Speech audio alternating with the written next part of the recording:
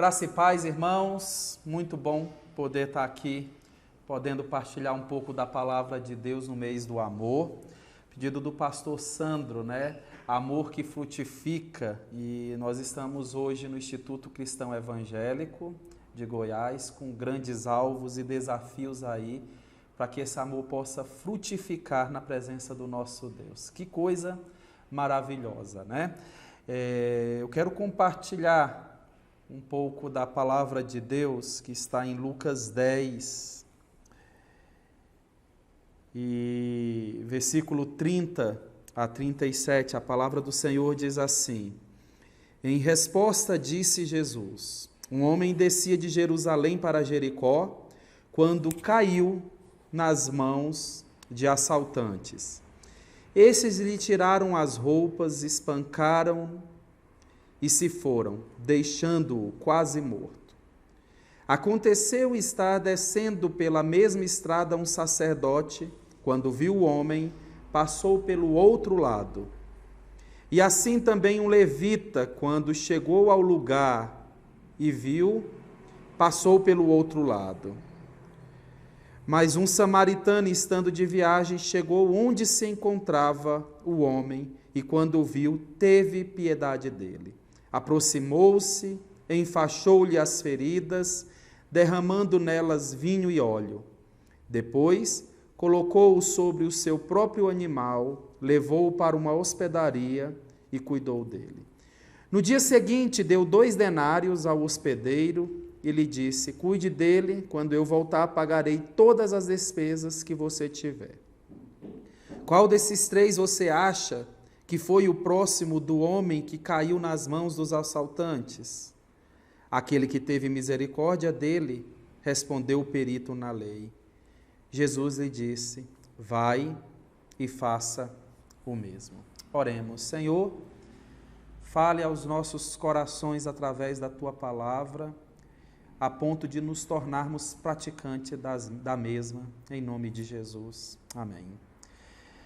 Que interessante, o mês do amor, E poder falar desse amor que frutifica, me veio à mente logo Lucas 10, porque nós podemos falar deste amor que frutifica na prática, no dia a dia.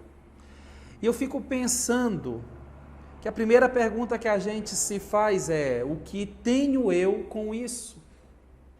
Qual o problema? Qual o meu problema diante disso? Cada um com os seus problemas. Nós vivemos numa correria imensa do nosso dia a dia, que nós não paramos para ver aquilo que está ao nosso redor. Quantos refugiados estão aqui em Anápolis que necessitam de algo? O que nós temos feito? Pessoas dormindo na rua. O que nós temos feito? Crianças abandonadas. Crianças pedindo dinheiro nos sinais, pessoas passando fome, pessoas morrendo à míngua, idosos que não têm amor, pessoas que estão vivendo nos lixões, comendo aquilo que nós jogamos fora. O que eu tenho a ver com isso? O que eu tenho com isso? Quem sabe essa seria a principal pergunta da forma que nós estamos vivendo nos dias de hoje. E é interessante que a maneira como olhamos, ou mesmo deixamos de olhar para tais situações, comunica algo na minha vida ou na sua vida. Grave bem essa pergunta: o que tenho eu com isso? O auxílio aos necessitados, meus irmãos, é muito mais que assistencialismo, mas sim o exercício e expressão da nossa fé e amor ao Senhor Jesus. Você não vai fazer o bem e tomar alguma atitude de amor para que esse amor possa frutificar, pensando que é assistencialismo. O Instituto Cristão Evangélico, o alvo dele não é em si o assistencialismo, mas a gente precisa olhar a necessidade da criança e caminhar com essa criança para que ela conheça um Deus que, apesar da situação dela, é um Deus amoroso para com ela, é um Deus que a ama. E a parábola do samaritano, ela nos mostra bem isso. Ela tem um contexto, né? Eu li alguns versículos, se eu não me engano 27, isso em diante, mas do versículo 25, 26, ele diz: certa ocasião, um perito na lei levantou-se para pôr Jesus à prova e lhe perguntou: mestre, o que preciso fazer para herdar a vida eterna? O que está escrito na lei? Respondeu Jesus. Como você a lê? Ele respondeu: ame o Senhor, o seu Deus, de todo o seu coração, de toda a sua alma, de todas as suas forças e de todo o seu entendimento, e ame ao seu próximo como a si mesmo. Disse Jesus: você respondeu corretamente, faça isso e viverá. Mas ele, querendo justificar-se, perguntou a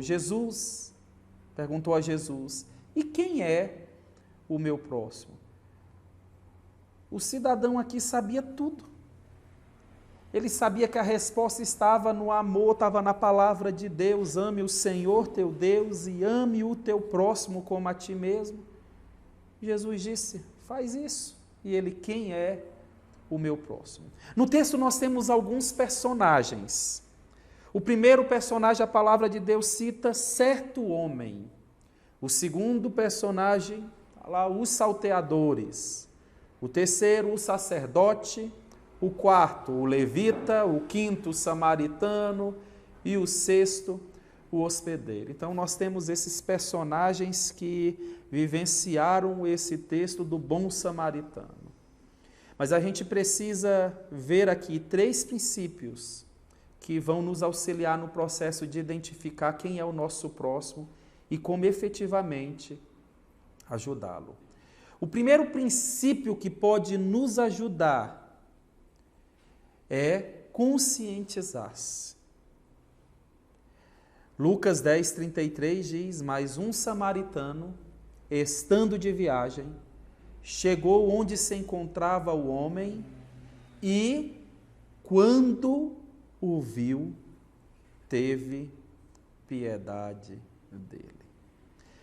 Para que a gente possa se conscientizar, a gente precisa tirar aquilo que está nos impedindo de olhar as multidões, aquilo que está ao nosso redor. Quando o viu, para que a gente possa ter esse princípio, que a gente possa ser auxiliado por esse princípio, a gente precisa ter visão, conscientizar-se, ou seja, ter uma consciência da realidade. E que consciência é essa? Lucas 7,12 diz: como se aproximasse da porta da cidade, eis que saía o enterro do filho único de uma viúva, e grande multidão da cidade ia com ela. Versículo 13, vendo-a, o Senhor se compadeceu dela e lhe disse: não chores. O que Jesus tinha a ver com aquele velório? Por que ele olha aquilo dali e se compadece? Porque ele estava vendo o que estava ao redor dele. A única forma da gente se conscientizar é começar a enxergar aquilo que está ao nosso redor. É ter piedade, é sentir o que o outro sente. A gente só vai ter consciência dessa realidade quando a gente começa a olhar, sair das 4 paredes e ver a situação do próximo. Muitas vezes o teu vizinho tem passado necessidade e você não sabe. Por quê? Porque você não está vendo, não tem consciência da realidade. A segunda consciência que você tem que ter é consciência da necessidade. Tiago capítulo 2, versículo 15 e 16 diz: se um irmão ou irmã estiver necessitando de roupas e do alimento de cada dia, e um de vocês lhe disser: vá em paz, aqueça-se e alimente-se até satisfazer-se, sem porém lhe dar nada, do que adianta isso? Você está dizendo: o que tenho eu a ver com isso? A consciência da necessidade me faz tomar atitudes. Primeiro, eu tenho que ter uma consciência da realidade.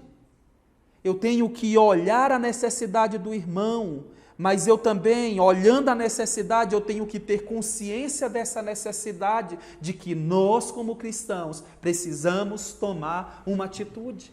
A gente tem uma mania de dizer, bem feito, agiu errado, eu não vou ajudar. Por quê? Porque ele tem perna, ele tem braço. Mas está na hora de revermos as situações. Muitas vezes o problema do abandono, ele está nos pais, sempre, né? Está nos pais, mas muitas vezes, quando a gente pega essa família e começa a trabalhar com essa família, olhando a necessidade, tendo essa consciência da necessidade, essa família é transformada e ela consegue trazer os filhos de volta, por quê? Porque foram ajudados. Como é que a igreja poderia trabalhar? A gente acolhe a criança, a igreja acolhe a família e tenta trazer a essa realidade para que os filhos possam ser reintegrados aos seus pais. Como é interessante a gente ter a consciência da necessidade. O alcoólatra, ele precisa sim de ajuda. Lembro eu quando fui pastor de Turvânia, e nós começamos a fazer evangelismo na rua e eu fiquei extremamente abismado com o índice de alcoólatras que tinha na cidade. Então eu resolvi ir atrás desses alcoólatras, na praça central da cidade. Eles ficavam deitados ali numa sombra e eu e mais 4 irmãos da igreja resolvemos comprar refrigerante, é claro, salgados e compartilhar ali com ele a palavra de Deus e orar por eles. Quando eu sentei no chão, que eles me cercaram ali no chão daquela cidade, e eles descobriram que eu era pastor, eles diziam assim: pastor, pelo amor de Deus, vá embora. O povo vai achar que o senhor é um bebinho como nós. E eu disse: não tem problema do que eles vão achar. Mas nós estamos aqui para trazer vida para vocês. E o interessante, a maioria passou por dentro das igrejas evangélicas. E eles contaram ali a história. Nós precisamos ver consciência da realidade. Nós precisamos ter consciência da necessidade. Como é que a gente pode fazer isso? O interessante é que depois disso, algumas dessas pessoas começaram a vir para a igreja. A igreja vai, eles depois vêm. Essa consciência da realidade é tentar fazer alguma coisa para que essas vidas sejam transformadas. Depois nós precisamos ter consciência da nossa realidade, da nossa responsabilidade, Tiago 4,17 diz: pensem nisto, pois quem sabe o que deve fazer o bem e não o faz, comete pecado. Nós descansamos que a salvação é pela graça, então cruzamos os nossos braços, mas a palavra diz: aquele que sabe que deve fazer o bem e não faz, comete pecado. Qual o medo? Qual a diferença entre mim e o próximo? Entre mim e o mendigo? Quem sabe as roupas, a casa, aquilo que ele bebe? Criaturas de Deus que necessitam do amor de Deus. Quantos conhecem a história de alcoólatras que se converteram e largaram os seus vícios, drogados, entre outras coisas mais? Nós temos que ter consciência da nossa realidade para não cometer pecado, mas agir como Cristo quer que a gente age. Lucas capítulo 6, versículo 35 a 36 diz: amai, porém, os vossos inimigos, fazei o bem e emprestai, sem esperar nenhuma paga. Será grande o vosso galardão, e sereis filhos do Altíssimo, pois ele é benigno até para com os ingratos e maus. Sede misericordiosos, como também é misericordioso o vosso Pai. Na questão da consciência, é assim como o Pai é. Eu uso de misericórdia porque o Pai tem misericórdia de mim também. O segundo princípio é compadecer-se. A palavra de Deus diz em Lucas 10:33, mas um samaritano, estando de viagem, chegou onde se encontrava o homem, e quando o viu, teve piedade dele. Você tem se compadecido de alguém? Você tem agido com piedade? Quem sabe o samaritano aqui era a pior raça. Não há coisa boa de Samaria. Não há. Os judeus tinham crise com os samaritanos. E Cristo Jesus usa o exemplo e ainda pergunta: quem foi o misericordioso aqui? Era aquele que eles não davam nada. Aquele não é bom de jeito nenhum, mas eu preciso agir com piedade. A palavra de Deus no Salmo 72, versículo 13 diz: Ele se compadece dos fracos e dos pobres e o salva da morte. Aleluia! Que coisa maravilhosa! O nosso Deus se compadece dos fracos e dos pobres e o salva da morte.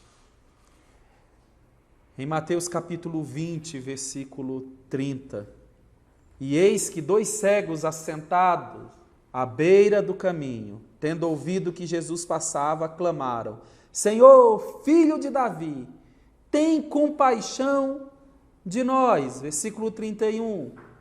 Mas a multidão os repreendia para que se calassem, e eles, porém, gritavam cada vez mais: Senhor, filho de Davi, tem misericórdia de nós. 32. Então, parando Jesus, chamou-os e perguntou: que quereis que eu vos faça?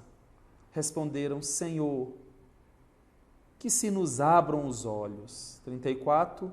Condoído, Jesus tocou-lhe os olhos e imediatamente recuperaram a vista e o foram seguindo.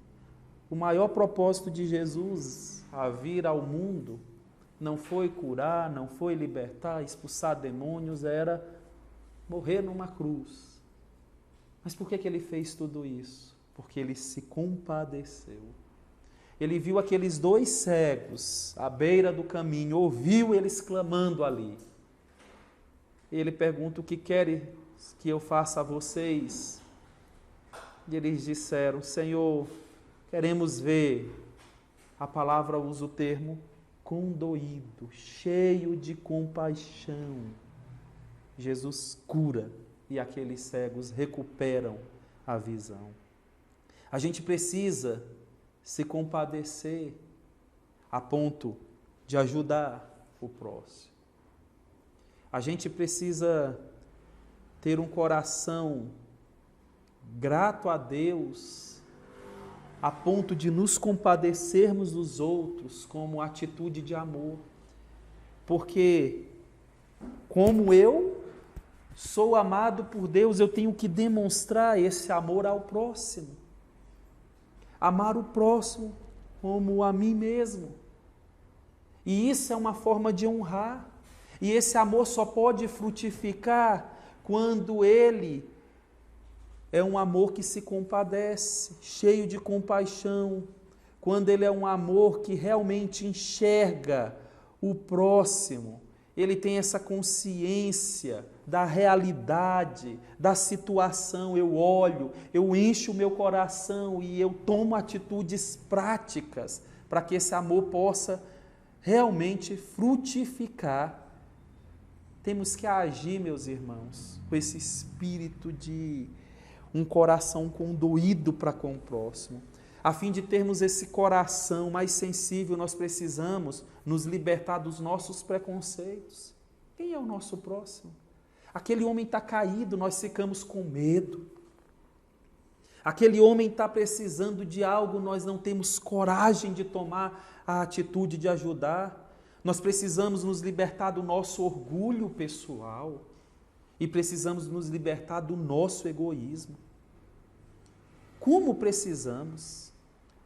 O terceiro princípio é que nós precisamos nos comprometer para que esse amor possa frutificar. Versículo 34 do capítulo 10 diz: aproximou-se, enfaixou-lhe as feridas, derramando nelas vinho e óleo.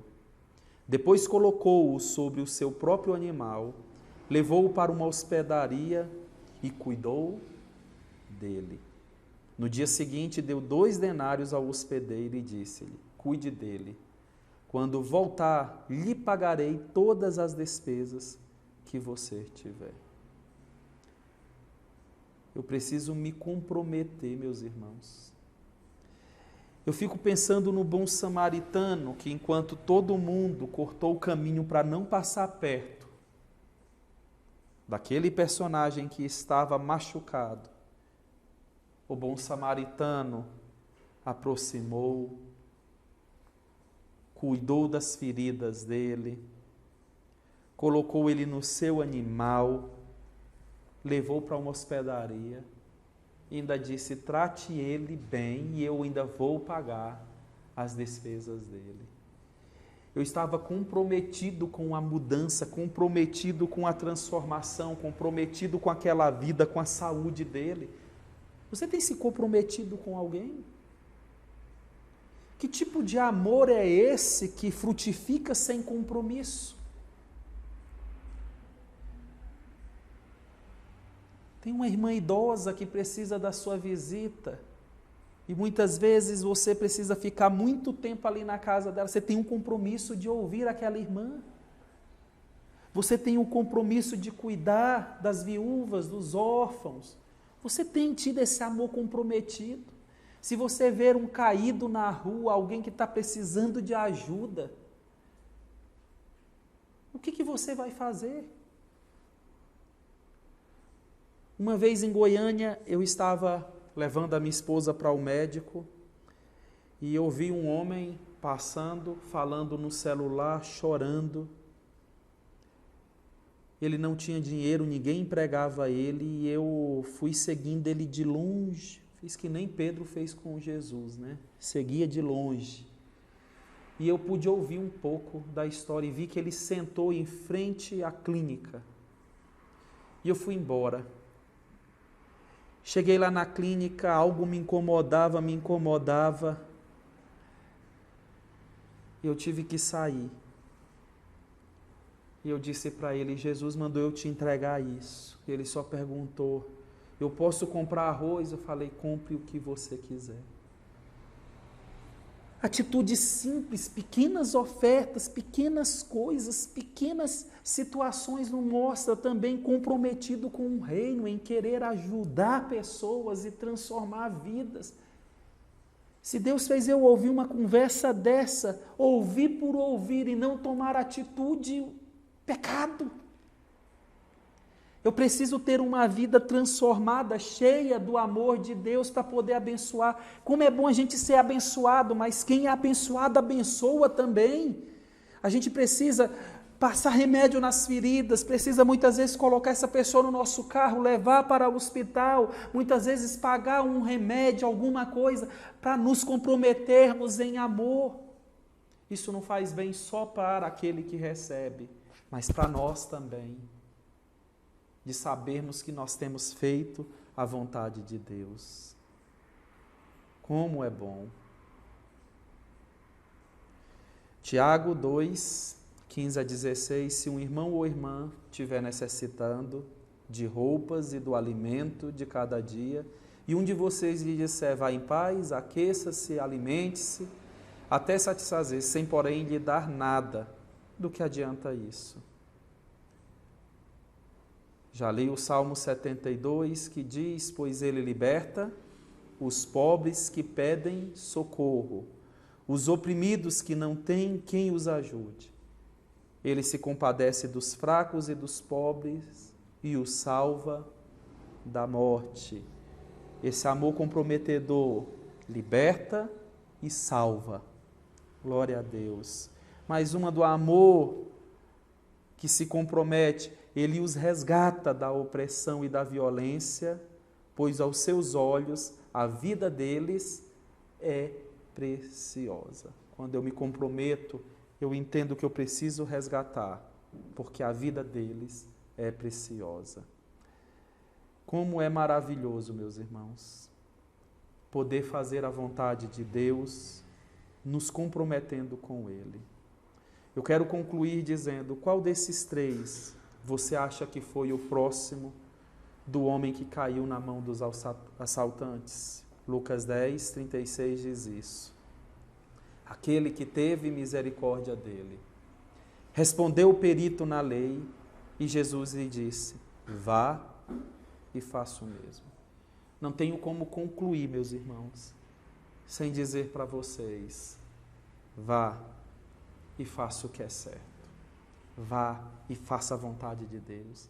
Vá e deixe esse amor frutificar na tua vida. Deixe esse amor prático acontecer a cada dia.